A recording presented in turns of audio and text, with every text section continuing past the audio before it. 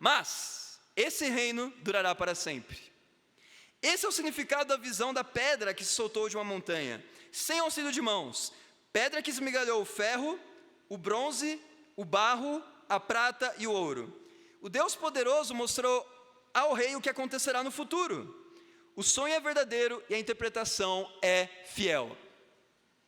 Aqui nós temos o rei Nabucodonosor, imperador da Babilônia. E ele tem um sonho terrível. Ele visualiza uma estátua feita de vários tipos de materiais, principalmente metais, como ouro, prata, bronze, ferro e ferro misturado com barro. E aí ele olha para aquele sonho e ele não entende o significado, ainda que seja muito sugestivo que tivesse o significado.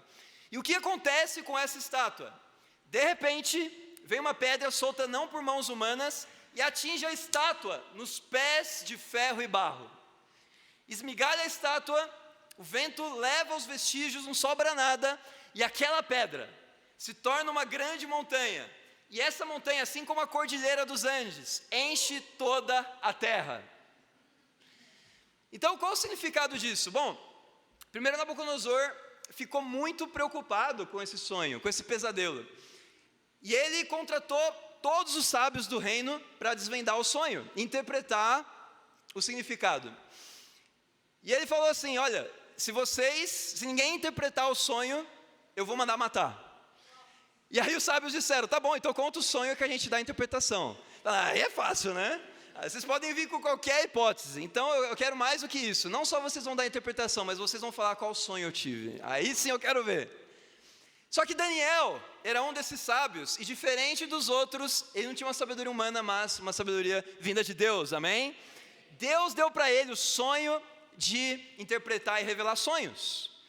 E Daniel chegou para o rei e ele fez exatamente isso. Ele descreveu o sonho, falou que a cabeça da estátua era de ouro, o peito e o braço eram de prata, os ventres e os quadris eram de bronze, pernas de ferro e pés de ferro misturado com barro. E ainda tinha essa pedra que virou montanha. E então, depois de desvendar o sonho, Nabucodonosor ficou tranquilo. Falou, não, realmente, se você falou com detalhes o que eu sonhei, eu confio na sua interpretação. E Daniel começou a revelar o sonho. E aqui você leu, você pode entender o que significa cada metal. Cada metal representa um reino, amém? E ele fala, tu, Nabucodonosor, tu és a cabeça de ouro. Ou seja, a partir da Babilônia, aí você tem uma linha cronológica até a vinda do reino de Deus. Então depois da Babilônia, segundo a história, vieram os Medo-Persas, Dario e Ciro o Grande, e eles conquistaram a Babilônia. Depois veio o Império de Bronze, liderado por Alexandre o Grande. Então ele aqui representa o Império Macedônico ou o Império Grego. Depois, qual foi a próxima hegemonia do mundo? Foram os romanos, amém? Então ferro aqui, ferro e barro tem a ver com a época do domínio de Roma. E nesse contexto, durante o Império Romano, o que aconteceu? Veio essa pedra e atingiu os pés de ferro e barro. E sabemos que ferro e barro tem a ver com os tempos de Roma. Então o que isso mostra? Essa pedra ela virou uma montanha e Daniel chama esse quinto reino, que não é um metal, é uma pedra, chama de reino eterno. Esse é o reino de Deus, amém? Então o que a gente descobre aqui? Uma pista incrível, que o reino de Deus ele já veio durante o Império Romano, que não existe mais hoje. Então o reino de Deus não é futuro, ele já começou no primeiro século, amém? E você pode ter várias hipóteses do que pode ser o evento que determinou a vinda do reino, e nós vamos ver agora profecias que mostram exatamente quando veio o reino de Deus. Está animado para descobrir isso?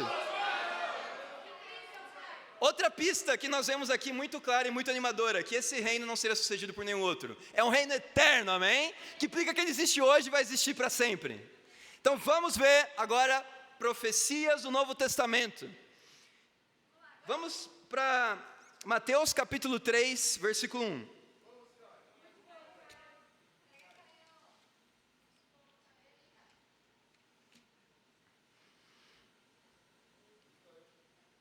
Então aqui é por volta do ano 25, 27 depois de Cristo, e nós temos um grande profeta chamado João Batista. Jesus falou que ele era o maior dos profetas. Imagina só como ele se sentiu animado de ouvir isso, não? Então, Mateus capítulo 3, versículo 1. Naqueles dias surgiu João Batista, pregando no deserto da Judéia. Ele dizia: arrependam-se, pois o reino dos céus está próximo. Este é aquele que foi anunciado pelo profeta Isaías. Voz do que clama no deserto: prepare o caminho para o Senhor, façam veredas retas para ele. As roupas de João eram feitas de pelos de camelo, e ele usava um cinto de couro na cintura. O seu alimento era gafanhotos e mel silvestre. A ele vinha gente de Jerusalém, de toda a Judéia e toda a região ao redor do Jordão. Confessando os seus pecados, eram batizados por ele no Rio Jordão. Aqui nós temos João Batista, que preparou o caminho para Jesus. Ele já começou a anunciar o plano de salvação mediante o batismo, amém? E confissão de pecados. E aqui, ele não só prepara o caminho para Jesus, mas ele anuncia a vinda do reino. Estava próximo, amém? Não estava distante, milênios depois, não, estava próximo, nos tempos dos discípulos, nos tempos de João Batista. Isso aqui é o ano 27 depois de Cristo. Então olha que interessante, não veio no nascimento de Jesus o reino de Deus. Jesus já tinha entre 25 e 27 anos. Então aqui você já tem uma pista que não tem a ver, a vinda do reino não tem a ver com o nascimento de Jesus. Talvez pode ser a morte, ou a ressurreição, a ascensão, vamos ver mais pistas. Alguns pensam que foi no batismo de Jesus, mas vamos negar isso agora, em Mateus 4,17.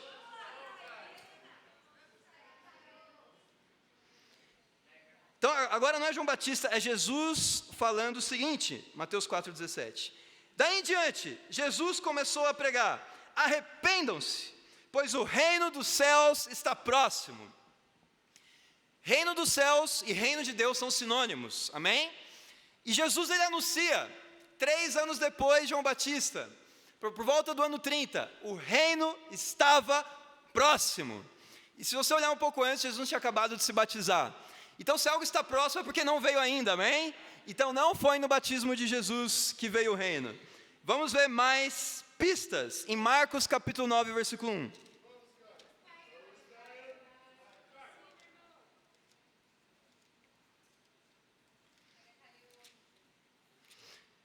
Marcos 9, 1. Aqui Jesus está falando com os apóstolos que ele escolheu. E lhes disse: garanto-lhes que alguns que aqui estão, de modo nenhum experimentarão a morte, antes de verem o reino de Deus vindo com poder. E aqui se mata a charada. Por que o reino de Deus não é algo futuro? Porque a Bíblia diz aqui claramente, Jesus garante, ele usa a palavra, ele garante aos apóstolos que alguns que estariam ali, estariam ainda vivos, quando o reino de Deus chegasse. E hoje em dia não tem nenhum desses apóstolos vivos, amém? Então o reino já veio, definitivamente. E outra coisa, o reino de Deus não viria de forma sutil, seria um evento poderoso, amém? Em que todos os judeus iriam perceber claramente. Mais pistas, João capítulo 3, versículo 1.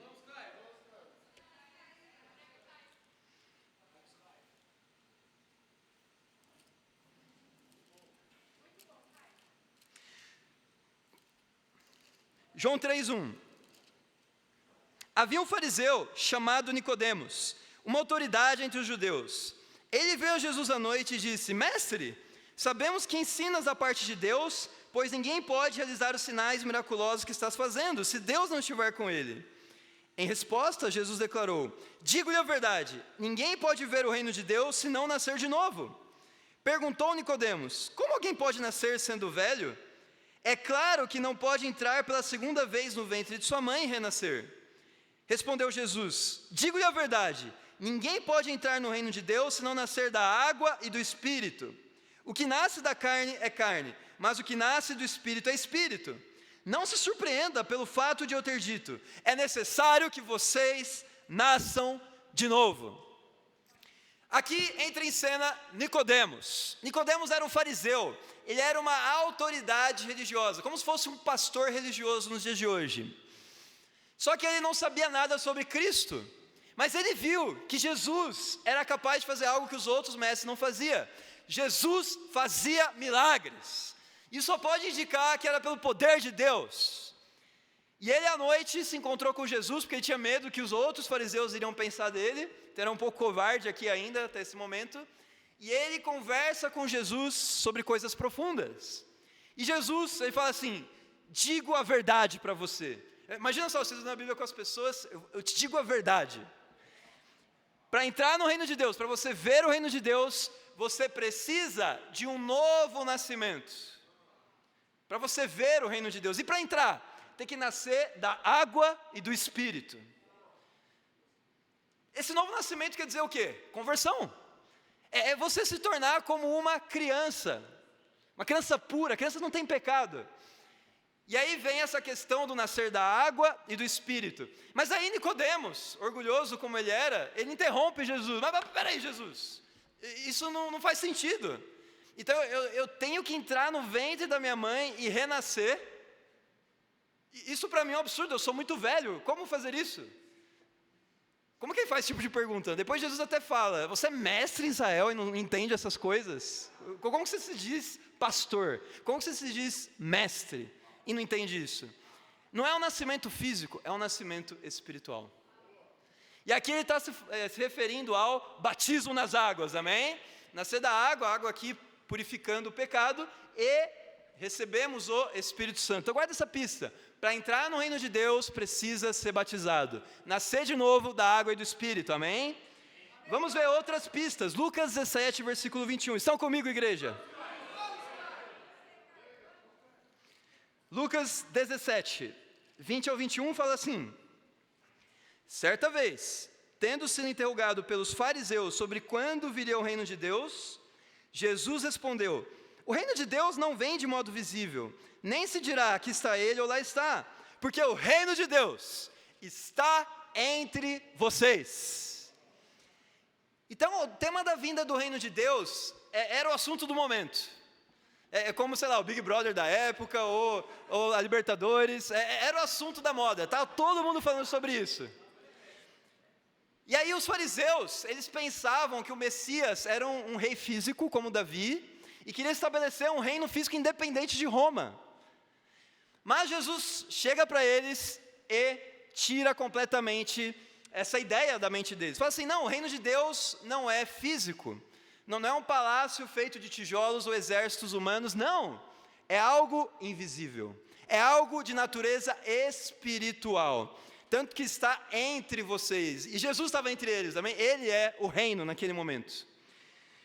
Então qual que é a pista aqui que nós temos, irmãos? O reino é invisível e espiritual. Você não pode dizer onde ele está. Ele simplesmente existe, amém? Tem uma natureza abstrata em certo sentido. Mas vamos ver mais pistas. Vamos ali para Mateus capítulo 16, versículo 13.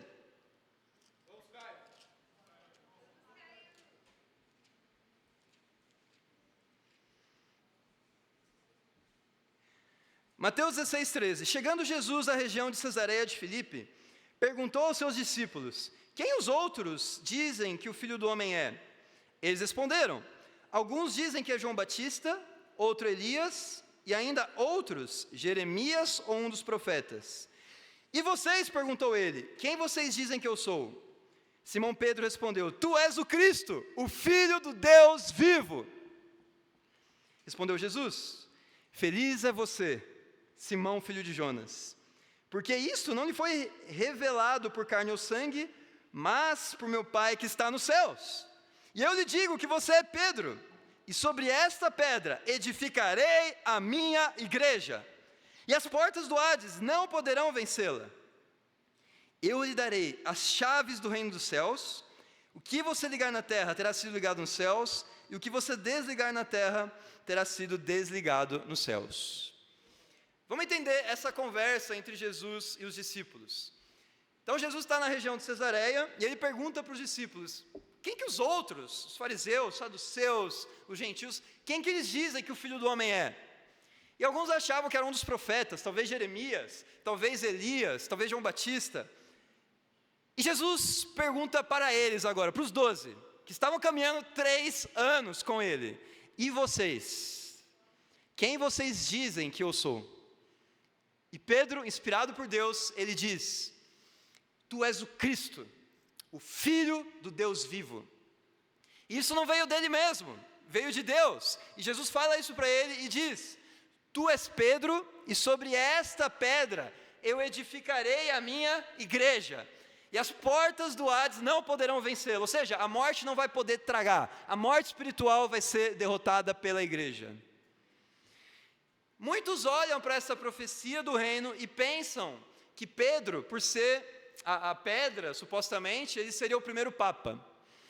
Mas a gente pode usar uma outra escritura que está em 1 Coríntios 3,11, que fala que ninguém pode lançar outro alicerce além do que já está posto, que é Jesus Cristo, amém?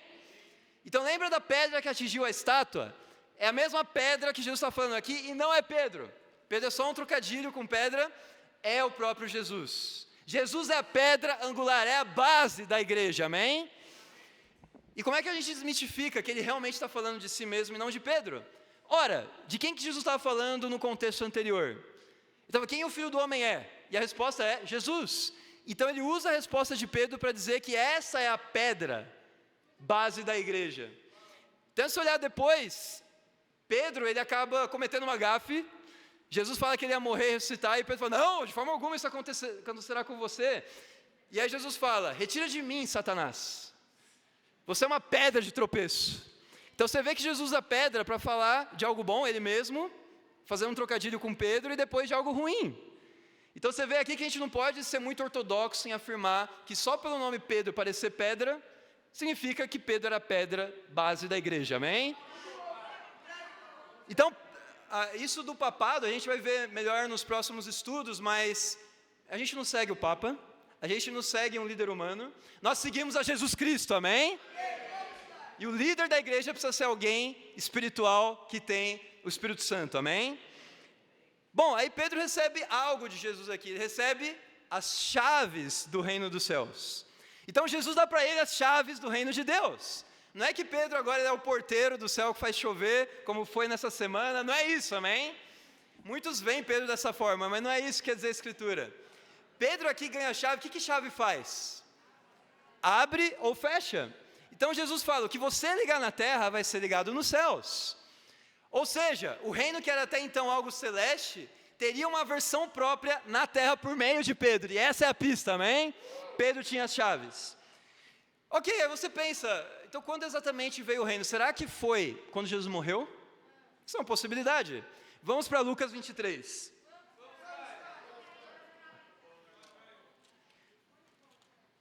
Lucas 23, 50 ao 51.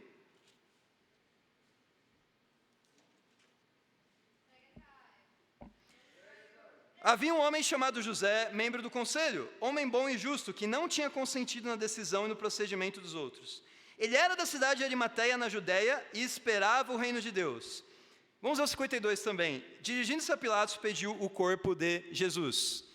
Uau! Aqui nós temos um discípulo, chamado José de Arimateia. E ele pediu para Pilatos o corpo de Jesus, significando que Jesus já estava morto. Mas o que ele estava esperando, além do corpo de Jesus? Ele esperava o reino de Deus. Você não espera por algo que já chegou, então a gente pode concluir que não foi na morte de Jesus que o reino veio. Próxima pista, Lucas 24, versículo 44.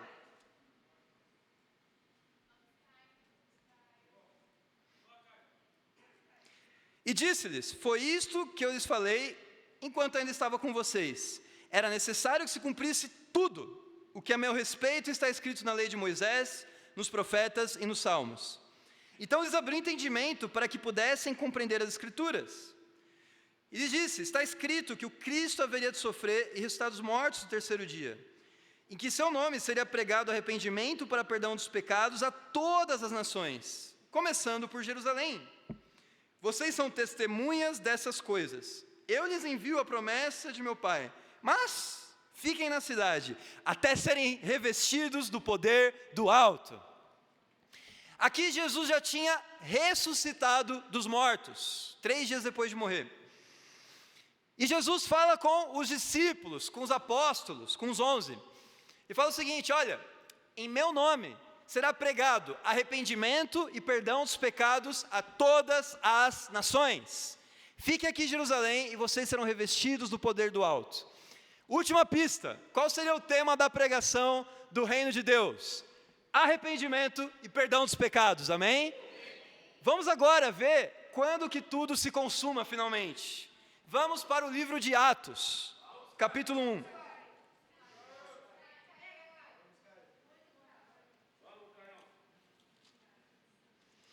Atos, capítulo 1, versículo 3. Depois do sofrimento, Jesus apresentou-se a eles e deu-lhes muitas provas indiscutíveis de que estava vivo. Apareceu-lhes por um período de 40 dias, falando-lhes acerca do reino de Deus. Pergunta, o que Jesus ficou fazendo 40 dias na terra? Por que ele não ressuscitou e foi para o céu direto? Por que ele ficou mais de um mês com os discípulos? É só sobre um tema, é o reino de Deus. Ele falou com os discípulos acerca do reino de Deus. Ele fez esse estudo aqui com eles. Ele pegou cada profeta do Antigo Testamento e falou assim, olha, está prestes a se cumprir, amém? E aí o versículo 4 diz o seguinte, certa ocasião, enquanto comia com eles, deu-lhes essa ordem, não saiam de Jerusalém, mas esperem pela promessa de meu Pai, da qual lhes falei. Pois João batizou com água, mas dentro de poucos dias, vocês serão batizados com o Espírito Santo. Então os que estavam reunidos lhe perguntaram, Senhor, é neste tempo que vais restaurar o reino a Israel? Ele respondeu, não lhes compete saber os tempos ou as datas que o Pai estabeleceu pela sua própria autoridade. Mas receberão poder quando o Espírito Santo descer sobre vocês, e serão minhas testemunhas em Jerusalém, em toda a Judéia e Samaria, e até os confins da terra. Tendo dito isso, foi levado às alturas, enquanto eles olhavam, e uma nuvem os encobriu da vista deles. Uau, que escritura incrível! Aqui Jesus, ressurreto, conversa com os discípulos e fala, está chegando o reino, está perto, fica aqui em Jerusalém, não sai daqui, pelo amor de Deus, até vocês receberem o poder do Espírito Santo. Lembra que o reino viria com poder? E aí Jesus fala, vocês serão minhas testemunhas em Jerusalém, Judéia, Samaria, os confins da terra. Ou seja, de Jerusalém vocês vão sair e pregar para o mundo inteiro. E os discípulos ficaram muito animados, e um deles pergunta, é neste tempo que vai restaurar o reino a Israel? Então, uau, imagina, 3 anos estando com Jesus, ouvindo as pregações de Jesus, o enfoque espiritual e não físico, e eles ainda tinham a mentalidade de esperar um reino visível. Ainda queriam um reino como o reino de Davi, queriam se libertar de Roma. E Jesus fala, não, isso aqui é pelo Espírito Santo, é algo invisível e poderoso, amém? Vamos ver finalmente a vinda do reino de Deus no dia de Pentecoste. Mas antes, vamos entender o que significa o dia de Pentecoste. Pentecoste vem do grego e significa 50 dias depois da Páscoa. Então Jesus morreu numa Páscoa, como nós sabemos, e a Páscoa tem vários significados relacionados ao sangue do Cordeiro.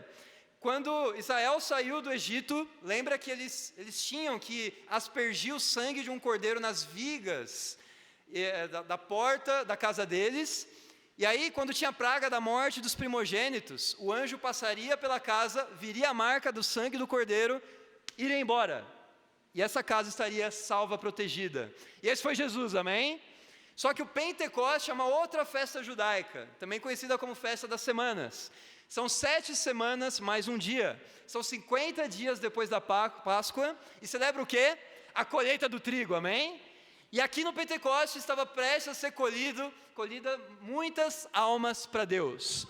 Então vamos estudar agora o dia do Pentecoste. Atos capítulo 2, versículo 1. Chegando o dia de Pentecoste, estavam todos reunidos num só lugar. De repente veio do céu um som, como de um vento muito forte, e encheu toda a casa na qual estavam sentados. E viram o que parecia línguas de fogo que se separaram e pousaram sobre cada um deles. Todos ficaram cheios do Espírito Santo e começaram a falar em outras línguas, conforme o Espírito os capacitava. Havia em Jerusalém judeus, tementes a Deus, vindos de todas as nações do mundo. Ouvindo-se o som, ajuntou-se uma multidão que ficou perplexa, pois cada um os ouvia falar em sua própria língua. Atônitos e maravilhados, eles perguntavam, acaso não são galileus todos esses homens que estão falando? Então como os ouvimos cada um de nós em nossa própria língua materna? Partos, medos, elamitas, habitantes da Mesopotâmia, Judéia e Capadócia, do ponto e da província da Ásia, Frígia e Panfilha, Egito e das partes da Líbia, próximas a Cirene. Visitantes vindos de Roma, tanto judeus como convertidos ao judaísmo, cretenses e árabes. Nós ouvimos declarar as maravilhas de Deus em nossa própria língua. Atônitos e perplexos, todos perguntavam uns aos outros: o que significa isso? Alguns, todavia, zombavam deles e diziam: eles beberam vinho demais. Então Pedro levantou-se com os 11, em alta voz, dirigiu-se à multidão: homens da Judéia e todos que vivem em Jerusalém, deixe-me explicar-lhes isso. Ouçam com atenção. Esses homens não estão bêbados, como vocês supõem. Ainda são 9 horas da manhã. Ao contrário, isso é o que foi predito pelo profeta Joel. Nos últimos dias, diz Deus, derramarei do meu espírito sobre todos os povos. Os seus filhos e suas filhas profetizarão. Os jovens terão visões e os velhos terão sonhos. Sobre os meus servos e minhas servas derramarei do meu espírito naqueles dias e eles profetizarão. Vamos parar por aqui por enquanto. Uau, irmãos, muita coisa acontecendo aqui, não? Então era dia de Pentecoste. Tinham 3 festas judaicas, e que os judeus do mundo inteiro eram obrigados pela lei de Moisés a peregrinar até Jerusalém só para adorar no templo de Deus. E uma dessas festas é a Páscoa e a outra é Pentecoste. Então Deus aproveitou que todos os judeus vinham de todas as nações para trazer uma mensagem incrível. Então estavam todos apóstolos, discípulos, a família de Jesus, estava todo mundo reunido ali no templo, e de repente acontece algo inesperado, acontece algo sobrenatural. Vem um vento muito forte, inunda a casa na qual eles estavam sentados, e línguas de fogo se separam e pousam sobre a cabeça de cada um deles, não dos visitantes vindo de outras nações, mas dos discípulos e apóstolos. E eles começam a falar em outras línguas, conforme o Espírito os capacitava. Isso é o reino de Deus vindo com poder, amém? E naquele momento, do lado de fora, tinha judeus de todas as nações, Mesopotâmia, Grécia, Roma, Arábia, Pérsia, tinha judeus do mundo inteiro reunidos naquele recinto. E eles conseguiam ouvir a pregação de Pedro na sua própria língua materna, imagina isso. Imagina só, eu falando aqui em alemão e alguém da Alemanha, eu falando em português, alguém da Alemanha escutando em alemão. Imagina só, e cada um escutando a sua própria língua materna. E aí os judeus que eram locais, eles acharam estranho. Nossa, acaso estão bêbados? Como é que eles estão entendendo a língua deles? Porque para o judeu é normal entender a sua própria língua. Pedro falava em aramaico. E aí ficou esse mistério. E quem que se levanta dentre os 11 e esclarece o que tinha acontecido? Entre os 12, amém? Porque Matias tinha substituído Judas já. Pedro se levanta, amém? Pedro se levanta, lembra que tinha as chaves? E ele fala para todos que estavam em Jerusalém. Lembra que todo mundo, todas as nações estariam em Jerusalém? Lembra do lugar e quem estaria presente? Profecia de Isaías, aqui ela se cumpre, amém? Pedro tem as chaves e começa a explicar o que está acontecendo. Irmãos, isso não é bebedice, ainda são 9 horas da manhã, muito cedo para se embriagar. Isso é o que foi predito pelos profetas antigos, como Joel e Isaías. Nos últimos dias derramarei do meu espírito sobre todos os povos. E aí você pensa, nossa, Pedro vivia os últimos dias. Então se isso é os últimos dias da terra, por que a gente está vivo hoje? Então o que significa últimos dias? Não últimos dias da existência do ser humano na terra, mas os últimos dias do judaísmo. O judaísmo estava acessando, o sacrifício no templo também, e o cristianismo estava aflorando, estava começando naquele momento, amém? Era a troca da antiga aliança para a nova aliança, e aí o Pedro usou a chave que ele tinha, amém? E ele começa a explicar que os jovens terão visões e os velhos terão sonhos, amém, Manuel? Tem uma boa notícia aí, vamos sonhar, Manuel. Então todo mundo aqui estava animado, amém, com o que estava para acontecer. E de repente, lá no versículo 36, Pedro lança a mensagem do reino. Vamos lá.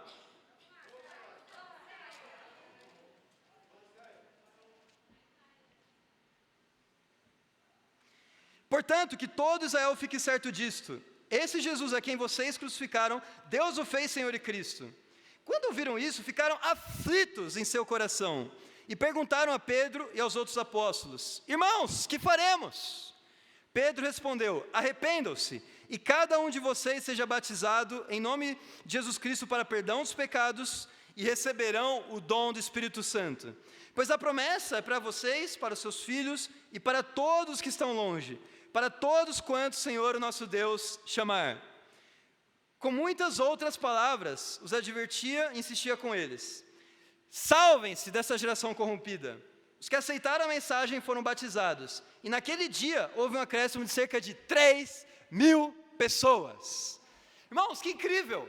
Olha só, Pedro começa a pregar: israelitas, com o seu pecado, vocês crucificaram, mataram Jesus, o Filho de Deus, o Cristo. E eles ficaram aflitos. E agora, o que faremos? A gente está perdido, a gente assassinou o Filho de Deus. Segundo a lei de Moisés, a gente tem que morrer, porque a gente é assassino.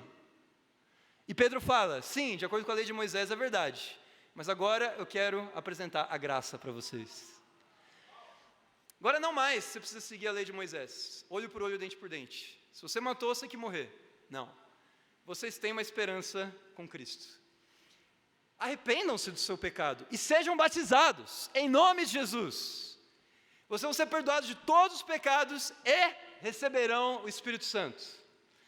Lembra que para entrar no reino é necessário nascer da água e do Espírito? Aqui nós vemos o batismo, amém? Lembra que o reino era algo invisível? 3.000 pessoas são batizadas, 3.000 judeus, e começam a constituir o reino de Deus na terra. Isso aqui é por volta de 33 depois de Cristo. Então aqui finalmente a gente tem a data da vinda do reino, amém? O início da igreja. Versículo 42, vamos ver agora o que esses batizados fizeram. Eles se dedicavam ao ensino dos apóstolos e à comunhão, ao partir do pão e às orações. Todos estavam cheios de temor, e muitas maravilhas e sinais eram feitos pelos apóstolos.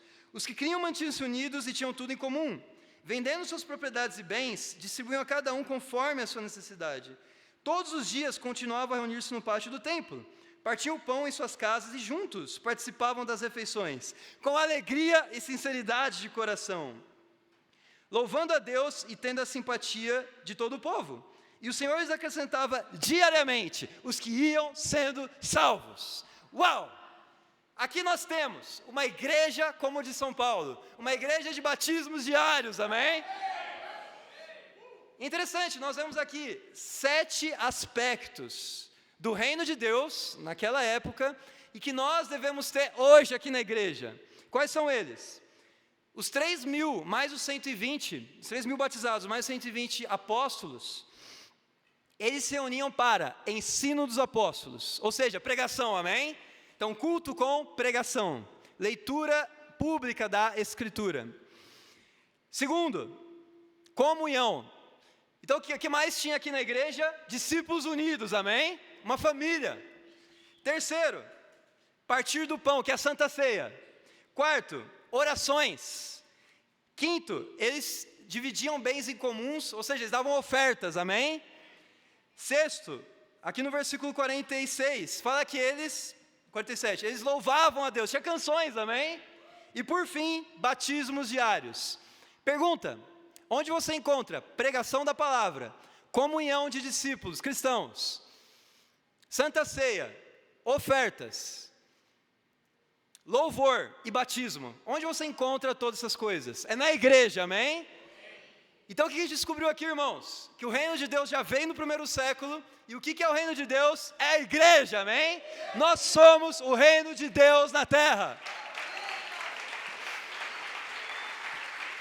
Mas aí a pergunta: é qualquer igreja que é o reino de Deus?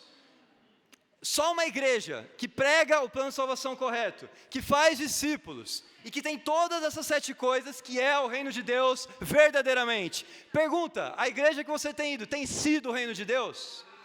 Eu quero animar você que está nos visitando a estudar a Bíblia profundamente e ver quais são as características da verdade e comparar com o que tem ensinado para você a vida inteira.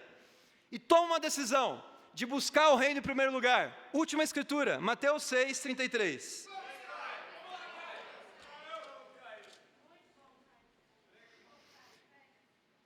Mateus 6,33. Busquem, pois, em primeiro lugar, o reino de Deus e a sua justiça, e todas essas coisas lhes serão acrescentadas. Mandamento aqui, o único desafio de hoje. Busque em primeiro lugar o reino de Deus. Mas a gente já descobriu o que é o reino de Deus. É a igreja. Busque em primeiro lugar a igreja. Não falte aos cultos de domingo. Não falte aos cultos de quarta-feira, de meio de semana. Não falte nos bate-papos. Não falte no discipulado. Não falte no devocional. Não falte no staff. Não falte nas saídas. Esteja presente na comunhão do reino de Deus. E se você colocar isso em primeiro lugar, acima do seu trabalho, acima até da sua família, acima do seu entretenimento, da sua preguiça, do seu pecado, Deus vai acrescentar todas as coisas na sua vida. Para de deixar a faculdade, o trabalho, a família preocupar você. Se preocupa agora com o reino de Deus e confia na promessa dele. E você vai ser bem-aventurado, feliz, de acordo com as Escrituras. E para Deus seja glória. Amém.